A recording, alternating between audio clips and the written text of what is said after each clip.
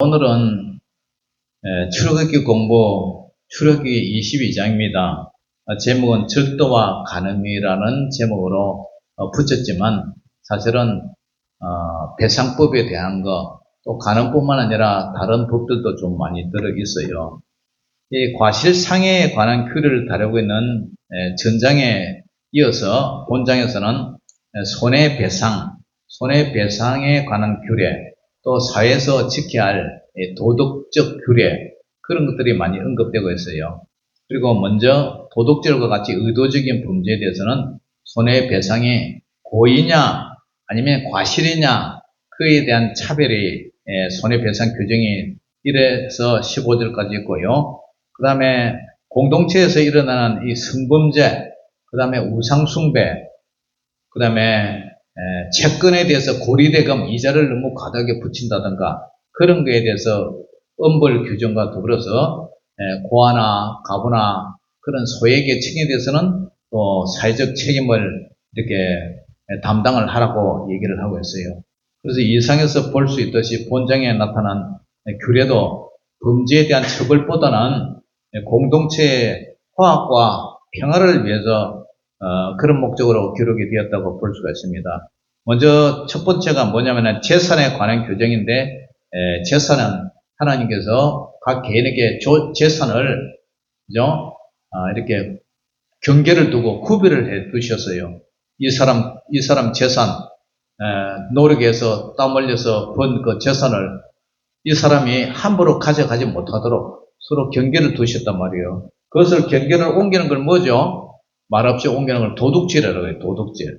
그래 여기서 이제 먼저 짐승에 대한 도둑질에 대해서 얘기를 하고 있습니다. 출애굽기 20장 1절에서 20절에는 8번째 계명, 8계명의 확장이 뭐예요? 도둑질을 하자 말합니다. 그것이 이제 여기 기록되어 있죠. 자, 22장 1절부터 한번 읽어봅니다. 시작. 사람이 소나 양을 도둑질하여 잡거나 팔면 그는 소 한 마리에 소 5마리로 갚고 양 한 마리에 양 4마리로 갚을지니라. 도둑이 뚫고 들어오는 것을 보고 그를 쳐 죽이면 피 흘릴 죄가 없으나 해돋은 후에는 피 흘릴 죄가 있으리라. 도둑은 반드시 배상할 것이나 배상할 것이 없으면 그 몸을 팔아 그 도둑질한 것을 배상할 것이요. 도둑질한 것이 살아 그의 손에 있으면 소나 낙이나 양을 막론하고 갑절을 배상할지니라.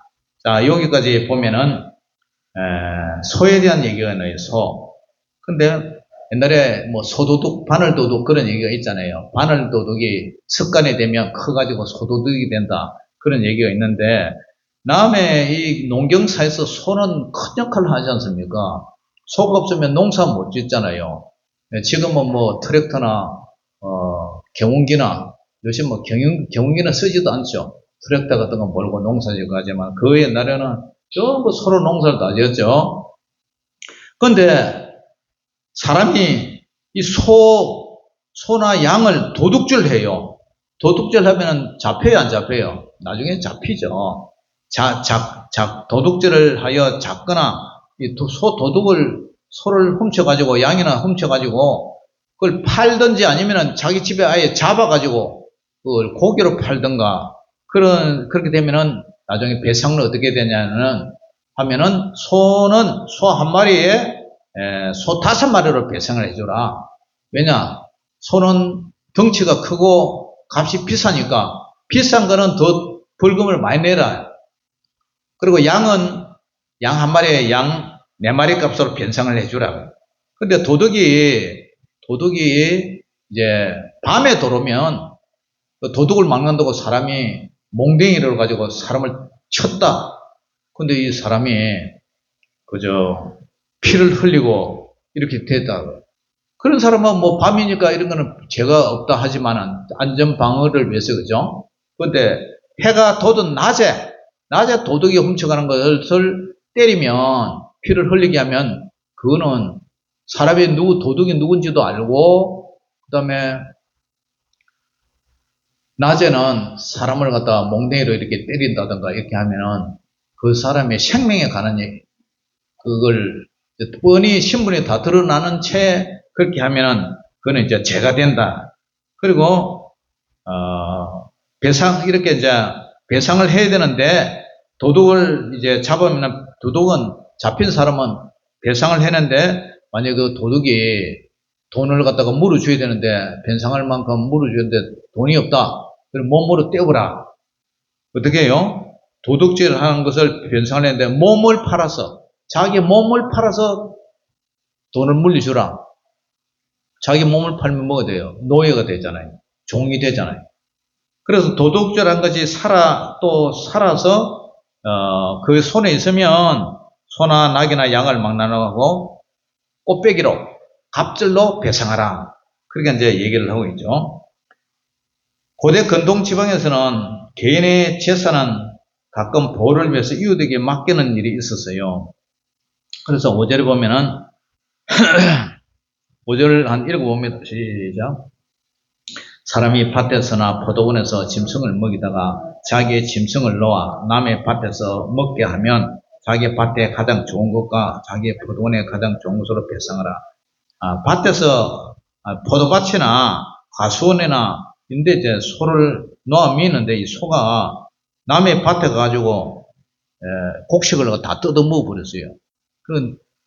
그러면은 피해자는 힘들게 농사 지었는데 옆집 소가 와서 다 뜯어 먹었다. 그러면은 소주인은 변상을 해놔야라.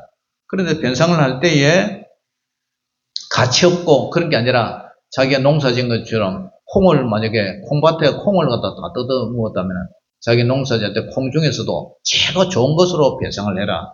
그것은 이웃에 대한 변상에 대한 책임, 이웃 사랑에 대해서 근거를 하고 있어요. 또 불이 났어요. 불이 나서 가스나무에 댕겨서 낯가리나 거두지 못한 곡식이나 밭을 태우면 불러온 자가 반드시 배상을 잘 할지니라. 그 다음에 곡식 나가고 낯가리를 가득 쌓아놓고 창고에 나락 같은 거 가득 넣어놨는데 이 사람이 불로 냈다면은 그거 이제 변상해줘야 되잖아요. 변상. 그리고 또 옛날에는 이제 지금은 전당포나 은행 같은 게 이런 게 잘 있어가지고 남의 기증한 물건을 은행에다 맡기거나 전당포에 맡기고 지금은 전당포가 있는지 모르겠네요. 우리 그때만 해도 시계 맡겨가지고 돈 빌려 쓰고 그런 적도 있었는데, 그래서 돈이나 물품을 이웃에게 이제 맡겨서 내가 어디 가는데 요 돈 좀 맡겨줘서 그다음에 그죠? 이 물품을 좀 요 기한기니까 좀 맡겨달라.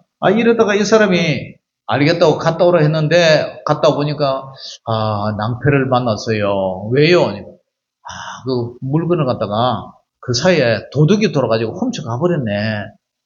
돈을 지갑채 다 훔쳐가 버렸네. 그럼 어떻게 해? 그 돈을 이제 맡긴 사람은 손해를 보잖아요. 근데 돈을 이렇게 맡겨가지고 보관하고 있던 그 사람은 변상을 하되 2배로 물려주라. 갑절로 물려주라. 왜냐? 네가 제대로 간수를 잘 못했으니까 갑절로 물려주라. 이런 이제 제도죠. 그래서 됐었으면 이런 건 안 맡게 되는데 그때 당시에는 이제 애가 급하게 병원을 간다든가 하여튼 이런 사연으로 맡기는 제도가 있었어요. 또 8절부터는 도둑이 진짜 도둑을 당했는데 도둑이 잡히지 않으면 그 집주인이 재판장 앞에 가서 자기가 그 이웃의 물품에 대한 손댄 여부의 조사를 받을 것이며 어떤 이런 물건, 소나 낙이나 양이나 옷이나 또 다른 이런 물건에 대해서 어떤 사람이 이러기를 이것이 그것이다. 이거 내 잊어버려서 이러면은 양편이 재판장 앞에 나가서 재판장이 그걸 이제 보고 죄 있다 없다 상대편에게 이제 그걸 판정을 해갖고 죄가 있다면은 갑절로 꽃배기로 내가 물려주라 그런 얘기예요. 그런데 사람이 낙이나 소나 양이나 다른 짐승을 이웃에게 맡겨서 지키게 했다가 만약에 이 소 이거 좀 맡겨줘서 내가 어디 가야 됩니다. 근데 이 소가 죽어버렸어요. 죽거나 아니면 소가 병이 들어가지고 푹 쓰러져가지고 뭐 이렇게 있다. 그럴 경우에는 두 사람 사이에서 소를 맡은 자가 이웃에까지 손을 대지 아니하고 이렇게 그렇게 했다고 임자는 그대로 믿을 것이고 그 사람은 배상 안 해도 된다. 뭐 이런 얘기예요. 그 다음에 어떤 사람이 도둑을 맞았으면 그 임자에게 배상하고 만약 찢겼으면 그것을 가져다가 이렇게 찢긴 것에 대해서 배상을 하라. 뭐 이런 얘기예요. 그러니까 재산에 관한 도둑질, 재산 관리 그런 얘기가 이렇게 쭉 기록되어 있어요. 그 다음에 이제 16절에 가서는 뭐냐면은 도덕에 관한 법인데 빙패라고 이제 빙패. 여러분 이제 빙패라는 것은 시집 가면은 이제 뭐 폐물 같은 거 해가잖아요. 그런 거 빙패라 그러죠. 근데 16절에서 17절 한번 읽어봅니다. 시작. 사람이 약혼하지 아니한 처녀를 깨어 동침하였으면 납폐금을 주고 아내로 삼을 것이요. 만일 처녀의 아버지가 딸을 그에게 주기를 거절하면 그는 처녀에게 납폐금으로 돈을 낼지니라. 이스라엘에서는 결혼을 하거나 약혼하지 않은 딸은 아버지 재산으로 간주를 했어요. 그리고 결과적으로 딸의 처녀성을 잃어버렸다. 그렇게 되면 딸의 가치가 떨어지잖아요. 그러니까 아버지에게 보상을 해줘야 됐어요. 그리고 결혼하지 않는 처녀가 어떤 총각한테 게임을 받아가지고 넘어가 버렸다. 그러면 남자는 납폐금, 빙패, 처녀를 데리고 온 대신 돈을 주는 그것을 이제 줘야 돼요. 그리고 딸의 아버지가 그 남자에게 야, 너 보니까 우리 사회 상계가 영 파이다, 안 좋다, 뭐 이렇게 되면은 사람은 그 납폐금, 빙패를 지불하고 그냥 돌아서야 되는 거죠. 이 납폐금이라는 것은 딸을 데리기 위한 결혼 지참금이죠. 이 결혼 지참금은 만약에 이렇게 살다가 남편이 죽어버렸다. 그러면 이제 아내가 혼자 살아야 되잖아요. 그러니까 그 시대에 여자가 혼자 살면은 뭘 먹고 살아야 돼요. 그러니까 이 납폐금을 주는 이유는 여자가 혼자 되더라도, 가부가 되더라도 혼자 먹고 살아갈 수 있는 그러한 생활보장금이에요. 생활보장금. 그걸 이제 줬다. 그 다음에 이제 18절에는 읽어봅니다. 시작. 너는 무당을 살려두지 마라. 이 무당, 종교에 관한 거죠. 무당은 제1계명과 10계명 제1계명과 제2계명에 우상숭배로 이렇게 기록되어 있잖아요. 나 외에 다른 신을 섬기지 마라. 우상을 만들어서 절하지 말라. 그게 관한이죠. 그럼 무당을 찾아간다.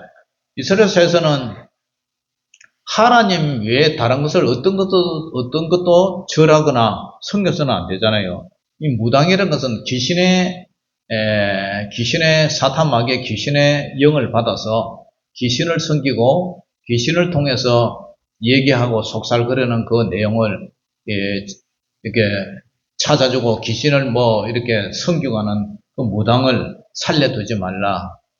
왜냐? 헛것이기 때문에 오직 하나님만이 참 신이기 때문에. 그래서 레위기 19장 31절에도 이런 얘기가 있어요. 너희는 신접한 자와 박수를 믿지 말며 그들을 추종하여 스스로 더럽히지 말라. 나는 너희 하나님 여호와이니라. 하나님만이 참 신이지 다른 어떠한 종교도 무당이나 점쟁이, 박수, 무당 그런 거 말도 듣지 말고 그런 것은 다 헛소리다, 가짜다. 그런 말 듣지 말고 따르지도 말라. 그렇게 언약적으로 이렇게 기록이 되어 있어요. 그 다음에 이제 19절 읽어봅니다. 시작. 짐승과 행음하는 자는 반드시 죽일지니라. 이 짐승과 행음한다. 지금 상식으로 이해가 안 되는데 그 당시에 이스라엘 백성들이 이제 이 율법을 받아가지고 어디로 가요? 요단강을 건너서 가나안 땅으로 가잖아요. 가나안 땅에는 우상 숭배적인 그러한 것들이 많았어요. 그래서 수간이라고 그러죠. 수간이라 해가지고 짐승과 같이 간음하는 거, 뭐 개와 같이 개하고 사람하고 뭐 다른 짐승 뭐 그런 거하고 이러한 더럽고 지저분한 짓은 절대 하지 마라. 왜냐?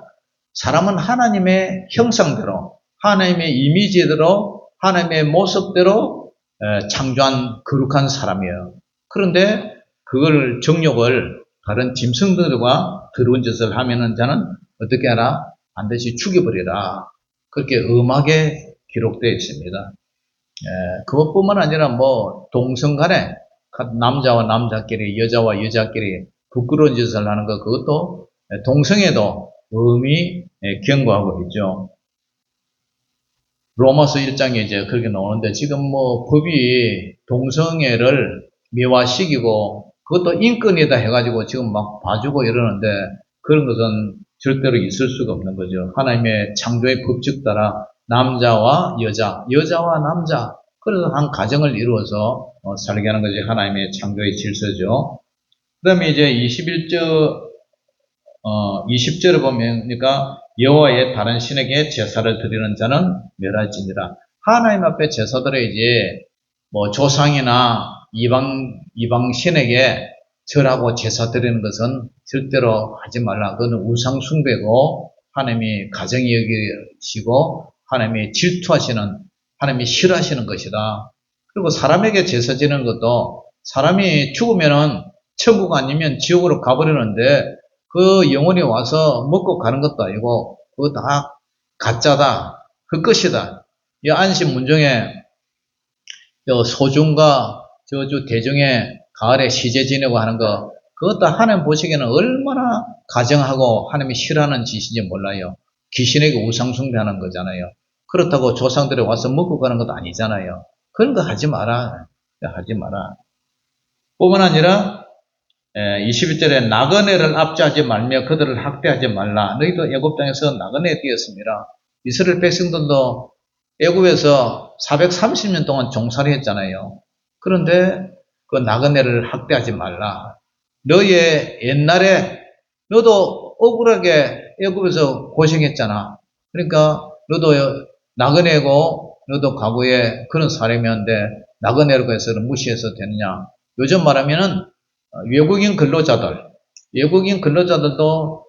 먹고 살려고 우리 한국에 와서 돈을 버는데 그들을 너무 학대하지 말라. 너무 구박하지 말고 그다음에 돈을 줄 때도 너무 정부르듯이 그렇게 하지 말라. 왜냐? 하나님은 내 이웃을 내 몸처럼 사랑하라 했으니까. 뿐만 아니라 힘없는 가부나 과를 해롭게 하지 말라. 남편도 죽고 부모도 없는 그런 고아나 낙은 아이들 그런 거 가부나 그런 사람을 해치지 말라. 뿐만 아니라 내가 만일 그들을 해롭게 함으로 그들이 하나님 저 사람이 나를 힘들게 해요. 저를 이렇게 하나님 앞에 부르짖으면 하나님이 어떻게 한다고요?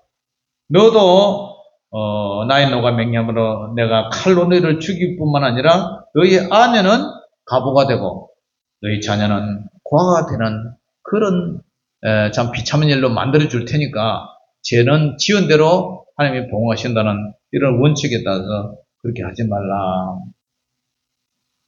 그리고 돈에 대해서 25절부터는 채권자, 채무자 이에 대해서 얘기를 해요. 25절 내가 만일 너희 함께한 내 백성 중에서 가난한 자에게 돈을 구워주면 너는 그에게 채권자같이 하지 말며 이자를 받지 말 것이요. 같은 형제들에게 어려운 사람들에게 채주처럼 이자를 받지 말고 그냥 빌려줘라. 그냥 공짜로 빌려줘라. 그게 무슨 말이죠? 모든 물질의 주인은 하나님일 것이다. 하나님이 너에게 잠시 보관한 너는 청직일 뿐이다. 그렇기 때문에 채권자 같이 하지 말며 이자를 받지 말라.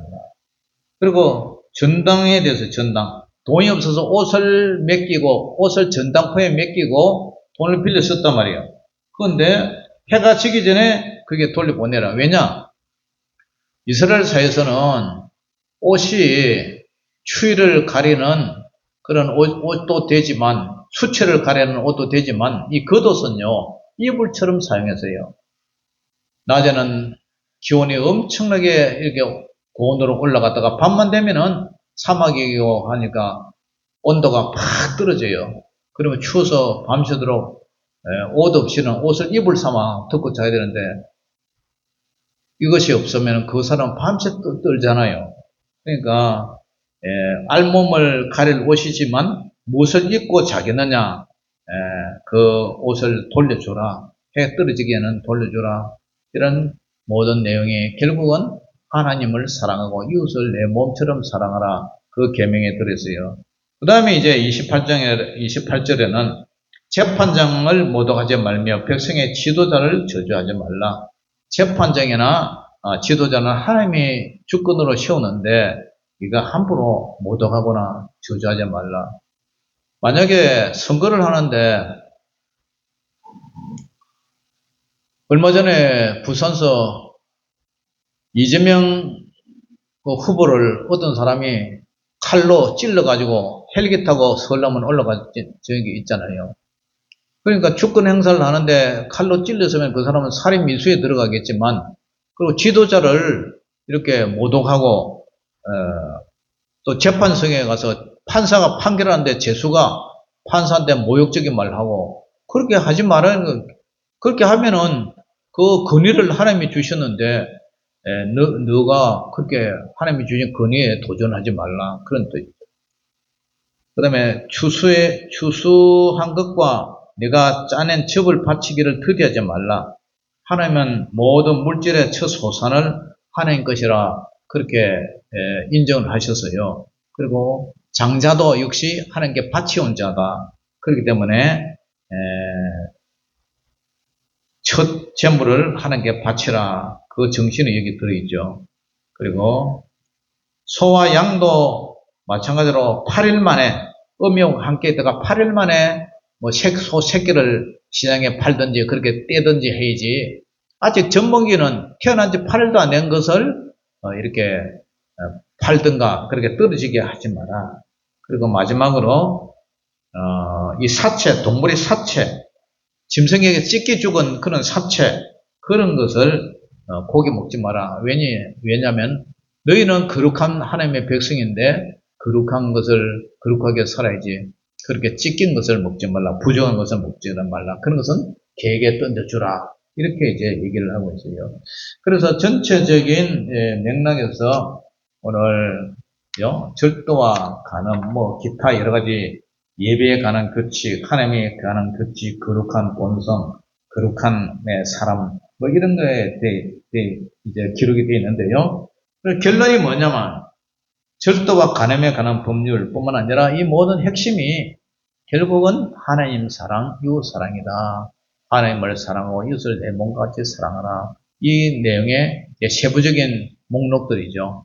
아무쪼록 이것을 통해서 이 시대를 살아가는 우리도 옛날에 이 율법의 세부조항이나 지금 살아가는 도덕법이나 시민법 이런 것을 보면서 어쨌든 십계명에 관련된 계명이라는 사실을 알고 하나님을 사랑하고 이웃에 피해를 주지 않는 그런 저와 여러분들 되시기를 주의 이름으로 축원합니다. 하나님 아버지, 은혜를 감사합니다. 출애굽기 22장을 강의했습니다. 오늘도 이 정신을 본받아서 우리가 이 세상 살아갈 때에 이웃에게 도움을 못 줄 망정 이웃에게 피해를 입히지 않는 저희들 되게 하여 주시옵소서. 예수 이름으로 감사하며 기도 올리옵나이다. 아멘.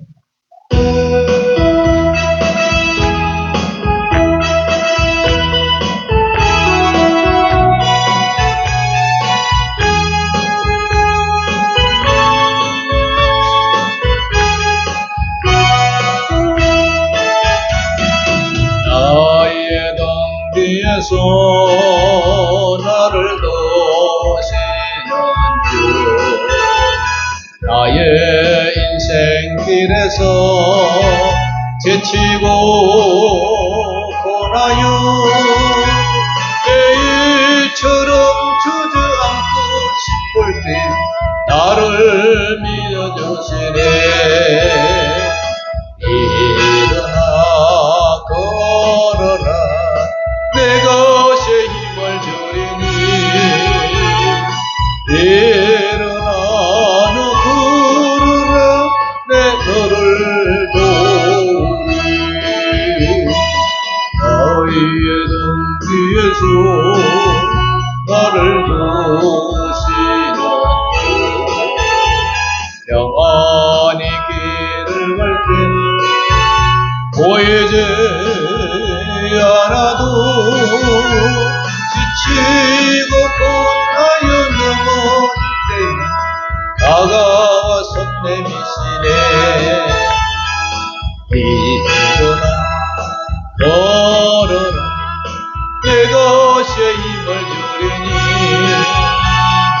일어나 너 걸어라 내 너를 도우리. 나의 등 뒤에서 나를 도우시는 주. 때때로 뒤돌아보며 여전히 계신 주. 잔잔한 미소로 바라보시며 나를 제촉하시네.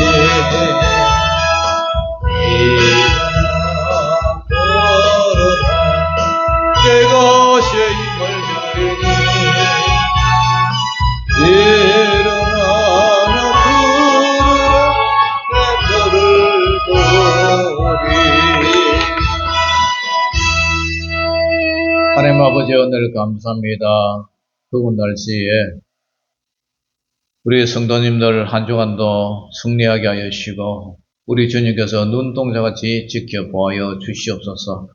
지금은 우리 주 예수 그리스도의 원하신 은혜와 아버지 하나님의 지극하신 사랑하심과 성령님의 감화 감동 내주 교통 역사심이 집으로 돌아가는 살아가는 성도들의 무리 위에 저들의 가정과 생업과 자녀들 위에 이제로부터 영원토록 항상 함께 있을지어다.